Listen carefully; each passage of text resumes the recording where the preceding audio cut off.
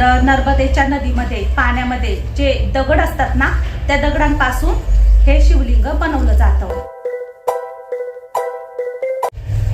Hi hello सर्वांना, शुभ सकाळ, नमस्कार। मी सुवर्णा आणि परत एकदा तुमचं सर्वांचं माझ्या एका नवीन मराठी ब्लॉग चॅनलवर अगदी मनापासून स्वागत। आजचा दिवस तुम्हाला खूप छान मस्त आनंदाचा आरोग्याचा जाऊ दे, हीच बाप्पांच्या चरणी प्रार्थना। चला, व्हिडिओला छान मस्त सुरुवात झालेली आहे आणि आज आहे महाशिवरात्री। सर्वांना महाशिवरात्रीच्या खूप खूप शुभेच्छा। आज तर महादेवांच्या मंदिरामध्ये रांगाच रांगा लागलेल्या असतील। सकाळपासून सर्वच जण महादेवाची पूजा मांडणी किंवा मग दर्शनाला जात असतात। आता आम्हाला कुठे बाहेर जायला जमतंय की नाही माहीत नाही, पण मी ना घरामध्ये पूजा मांडणी करणार आहे। मी शिवलिंग आणलं होतं नर्मदेश्वरचं, तर ते तुम्हाला दाखवायचंच राहिलं होतं ना।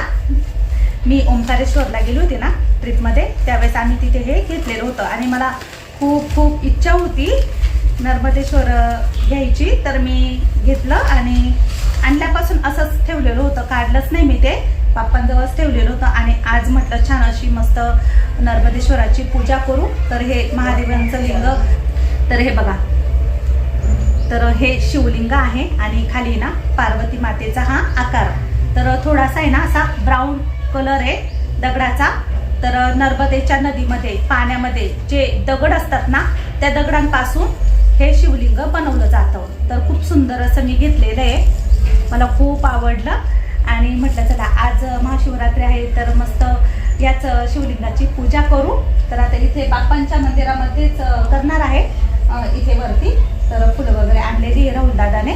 चला आता मस्त पूजा करून अभिषेक करून घेते आधी दुधाने, नंतर मग सर्व काही पूजा तुम्हाला दाखवते मी कशी करते। चला,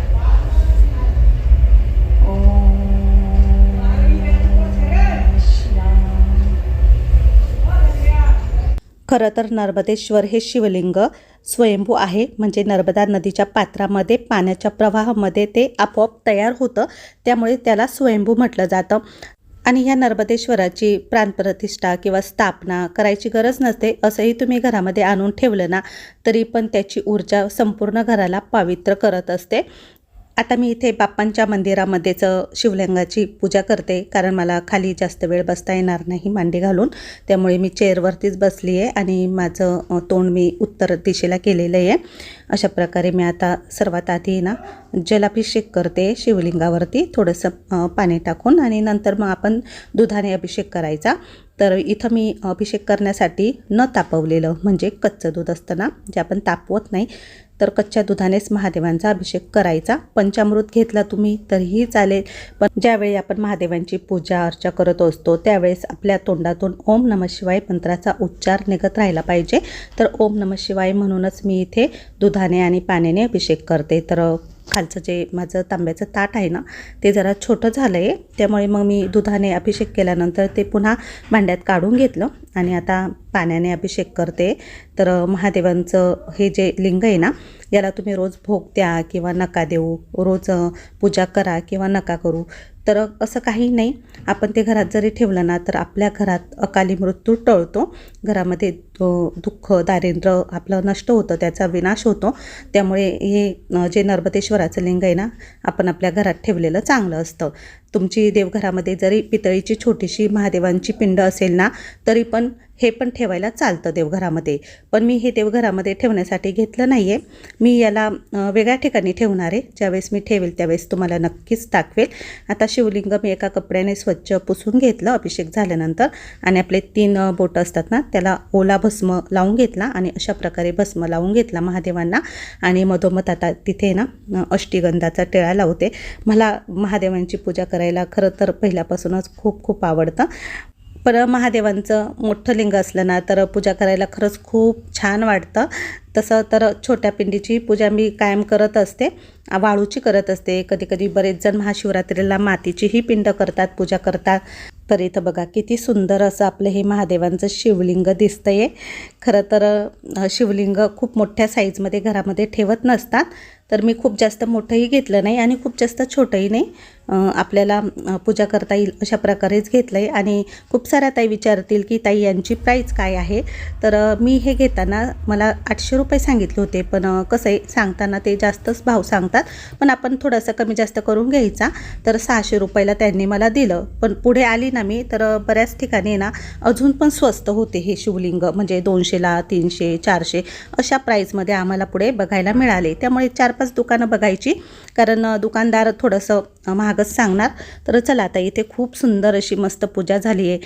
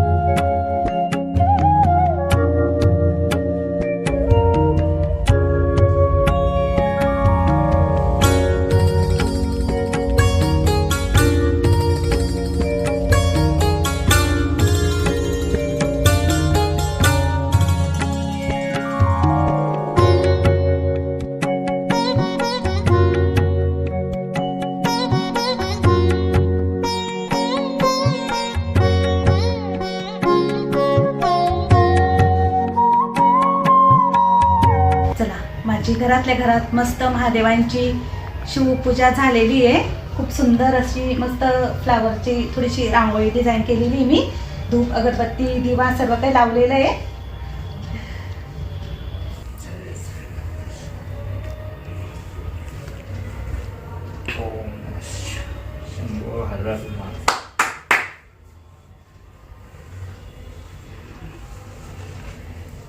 सर्वांना महाशिवरात्रीच्या हार्दिक शुभेच्छा. चला आलाय आपला लाडू. धर धर धर धर. लाडूला आज काय बनवायचं?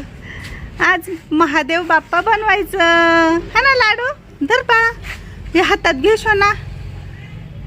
पिलू ऐ धर धर. सांभाळ सांभाळ तुझा डमरू सांभाळ. शोन्या कुठं पाहतोय रे तू? कुठं पाहतो रे तू? अरे घे ना हे डमरू, घे ना. हे बघ घेतलं घेतलं घेतलं. अगं बाई घे घे ए घे. चला चला घे शोना, पकड शोना हातात. पाडू नको बरं का बाळा. धर ना. हे बघ किती भारी पकडलंय बघ पूजा. हे बघ. आणि चला आता फोटोशूटला. चला फोटोशूटला. आज का बरं पांढरा घातलं नाही तुम्ही? पांढरी साडी. चलो मी नाही येत जा तुम्ही. घरापासून फक्त 10 मिनिटाच्या अंतरावरतीच होतं हे क्लासिक फोटोशूट. त्यामुळे मग आम्ही सर्वजण पायी झालो, गाडीवर काही आलो नाही. तर चला आता आतमध्ये जाऊ. घे ना हात लाव ना. घाबरू नको. काढा त्याचा हात. घे पिलो घे. घाबरू नको मावलं घे. तो म्हणाले मी काय देऊ शकतो, मला घाबरल. मी नाही घाबरत. काय करायची शना? फोटोशूट करायची बाळाचं. मोठा वाघ नाही का? वाघ नाही का? माऊला कसं पकडलं? वाघ नाहीये. हे बघ असं पण फोटो काढू शकतो आपण. बघ आणि असं हे सगळं आहे त्यांच्याकडे. आपण भस्म बिस्म सगळं घेऊन आलं. हे पाहिजे किती भारी खेळताय ते ऋतू. सोने तोंडात नाव घालू. मणी माव आहे. पाणी नको लावू. पाणी जर लावलं ना सगळं ओघळ खाली येतं. लई पाणी जर लावलं हा खूप जास्त नाही जाईल. अगं ते ॲक्रेलिकचं आहे, तो काय असं वॉटर हे नाही ऑइल पण. दाखवा हात. काय भाऊ महादेवाचा बायसेप दिसतोय दिसतोय. माझं किती नाजूक दिसत. बारीक लाडू बाळ ग आपलं झोपलं ग लाडू बाळ.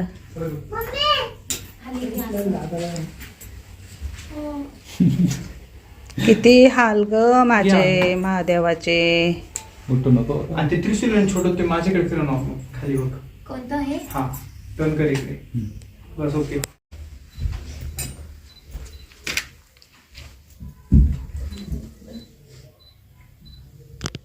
थोडी त्याची मानाशी बाहेर येता येईल एकदम लिटल. हा ओके तिथून खाली दाबणं इथं. सोम झोपते ग माझं पिल्लू. झोपा काढलाय सकाळपासून त्याने. पिल्लू उभं राहिली. कसं शांत पडलं ग माझं सोनं. एक डोळा बारीक एक डोळा मोठा ऐक ना. त्याला असं एका कुशीत एक डोळा बा. ए झोपू दे ऋतू झोपू दे. पड झोपू दे. तर त्या नरम नरम याच्यावर आहे ना भारी झोप लागली असं. हा हा फोटो स्टुडिओ आपला नाही घरचा. एका कुशीत झोप ना बाळा. ए हाल नका करू ग. तुम्ही परत उठून द्या त्याला. हा भारी झोपला होता तू माहिती. हा ना. हा असं मांदा द्यायची वरती बघायचं. मस्त मस्त फोटो येईल ना. अगं झोपात कसं काय वरती बघल तू. झोपायचं नाही बाळा.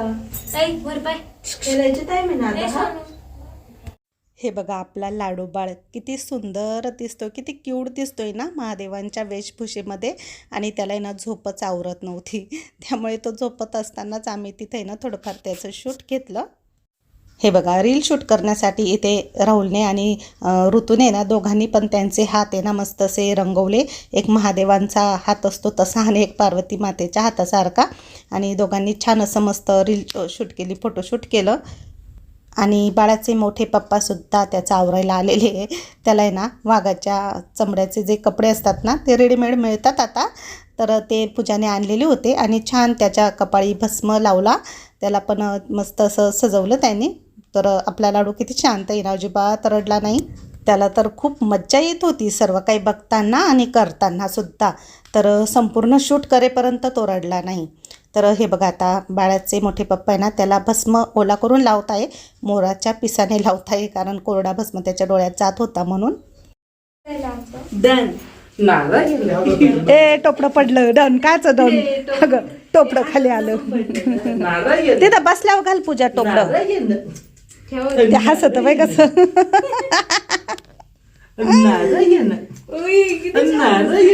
लय छान दिसतंय.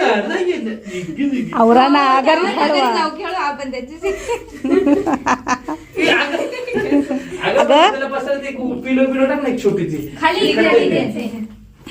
मस्त फोटोग्राफरने त्याचे फोटो वगैरे शूट केले तिथे. आणि छान आपला लाडू बाळ खूप भारी दिसत होता ना त्याचं सर्व काही. मग नंतर कपडे वगैरे चेंज केले. आता घरी जायचं होतं. जवळपास आम्हाला तिथे 2 तास तरी लागले. आता आम्ही घरी निघालो होतो, कारण आम्हाला जायचं होतं गोंदेश्वर मंदिराकडे दर्शनासाठी. तर संध्याकाळचं वातावरण होतं आणि आमच्या सिन्नरमध्ये गोंदेश्वर मंदिरामध्ये बरीच गर्दी असते भाविकांची. तर जाता जाता मला जरा भूक लागल्यासारखं झालं. तर मी मिस्टरांना बोलली की आपण मस्त इथे ऊसाचा रस घेऊ आणि नंतर पुढे जाऊ, कारण सकाळी मी फक्त रताळी खाल्ली होती एक छोटी, त्यामुळे मला खूप भूक लागली होती. आणि आज काही मी औषध वगैरे घेतले नाही महादेवांचा उपवास असल्यामुळे. तर चला आम्ही रस वगैरे पिला आणि पुढे आलो आहे. आता रस्त्याने तर फार गर्दी दिसत होती. गाड्या लावायला सुद्धा जागा नव्हती, कारण वर्षातून एकदाच महाशिवरात्री असते आणि बरीच गर्दी इथे झालेली होती गाड्यांची, भाविकांची. थोडासा अंधाराही पडायला लागलेला होता. प्रियंका, साक्षी, सौरभ, मोठी बहीण, दाजी सर्वजण आलेले होते आणि पूजाही आलेली होती. तर पूजाला तिच्या मिस्टरांनी ना स्कॉर्पिओमध्ये सोडून दिलं होतं, कारण गाडी खूप दूरवर लावलेली होती.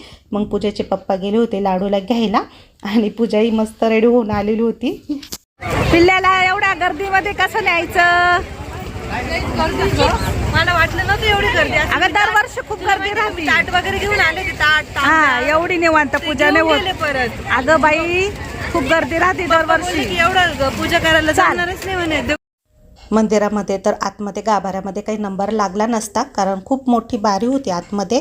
पण तरीही पूजाने पूजाचं साहित्य जे असतं ना, धोत्रा, झेंडूची फुलं, बेल, ते सर्व काही घेतलं होतं साहित्य.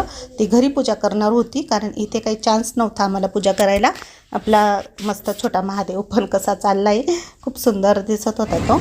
आणि इथे बलून वगैरे बघून त्याला खूप आनंद व्हायचा. तर म्हटलं चला जाताना घेऊ आपण त्याला बलून. सकाळपासूनच प्रत्येक शिवमंदिरामध्ये रांगाच लागलेल्या होत्या, गर्दीच होती, जिथे तिथे बारीच लागलेली होती. त्यामुळे मग आम्ही ना कळसाचंच बाहेरून दर्शन घेतलं. गोंदेश्वर मंदिर रात्रीचं खूप सुंदर दिसत होतं. अशी मस्त रंगीबिरंगी लाईट सोडलेली होती मंदिरावरती, जी अधूनमधून चेंज व्हायची, कधी लाल कधी निळ्या रंगाची. तर खूप सुंदर तिथलं वातावरण होतं. मग खूप गर्दी आहे ना. या सेम सेम साड्या का बरं नेसल्या? सेम सेम ठरवलं होतं का? चला, खूप सारी गर्दी आहे इथे दर्शनासाठी. रांगा लागलेल्या आहे, दर्शन होणार नाही, बाहेरूनच घ्यावं लागेल मुखदर्शन कळसाचं. खूप सुंदर असं मस्त मंदिर आहे गोंदेश्वर मंदिर. आणि इथे फोटोशूट करताय पूजा प्रियंका.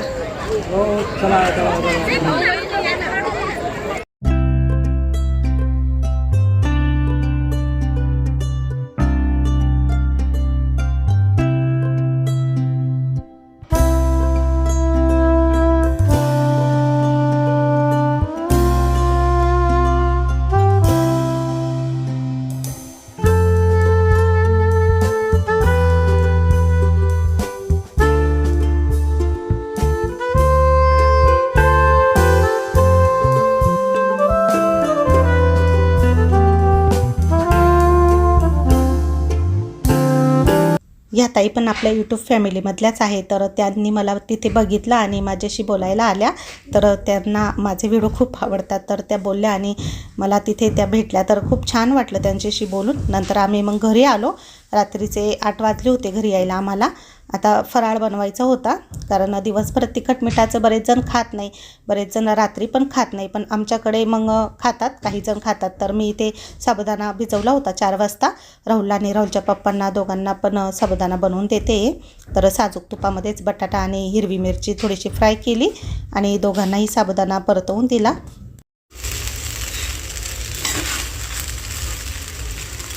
महाशिवरात्रीचा उपवास रात्री पण पकडावा लागतो, म्हणजे रात्री उपवास सोडत नसतात, तर उद्या सकाळी उपवास सोडायचा. आणि माझा तर कालचा शनी प्रदोष, आज महाशिवरात्री आणि उद्या सोमवार, 3 दिवस लागोपाठ आमचे उपवास.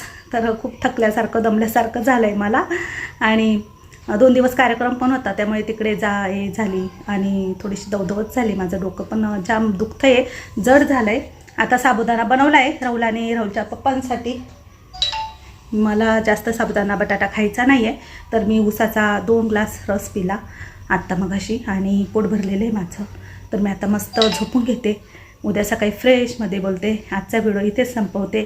सर्वांना आजचा व्हिडिओ कसा वाटला नक्की कमेंटमध्ये सांगा. आवडला तर नेहमीप्रमाणे व्हिडिओला लाईक करा, शेअर करा. उद्या परत भेटू. तोपर्यंत सर्वांना बाय बाय, गुड नाईट, शुभरात्री.